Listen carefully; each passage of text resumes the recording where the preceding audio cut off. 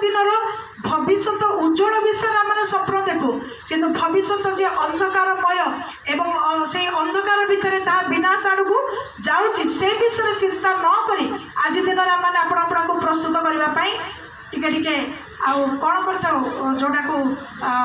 सेटा कौन कहती अलसुआ बा हेड़ा भाव आम से प्रकार कार्य को तेणु कहीं आम को सुसज्जित होगापाई प्रभु अपना दुख को से शरीर में भोगी कहीं आज आम को सुसज्जित होगापाई चाहती से विषयटी आमर एफिसी 6:11 अच्छी आम्भे माने जेपरी शैतान समस्त चातुरी तुम्भे माने जेपरी समस्त शैतान समस्त चातुरी विरुद्ध रे दंडायमान हेई पार एथि निमंते ईश्वर दत्त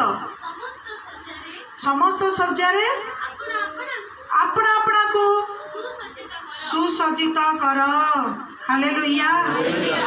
जदि आमे प्रभु को जानी जदि आत्मा रे माने पड़ी नथिबा जदि उपवास जीवन रे हमर अभ्यस्त नथिबो जदि प्रार्थना जीवन आमनकर दीर्घ बा अधिक समय जदि प्रार्थना जीवन आमे काटु नथिबा सहभागिता जीवन रे जदि आमनकर उपस्थिति कमुथबो तेबे आमने दुर्दिन समय आसिला बेलू आमे कि भली भाव में शैतान समस्त कार्य विरुद्ध रे ठिया ही पारिबा।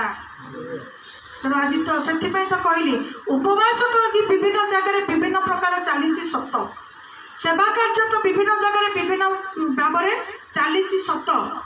किंतु ताहा सत्य एवं आत्मार हेबार आवश्यकता अच्छी। प्रकृत में आज आम बाध्यबुद्धतार प्रभुଙ୍କର सेवा करुचु ना अंतर हृदयात्मा सहित सेवा करुचु ना भयर कंपन सहित सेवा करुचु ना सुसज्जित होगापाई आम प्रकृत में परिश्रम अंतर आत्मा सहित आउ प्रभुଙ୍କର इच्छा को आम मैंने आज पालन करुचु।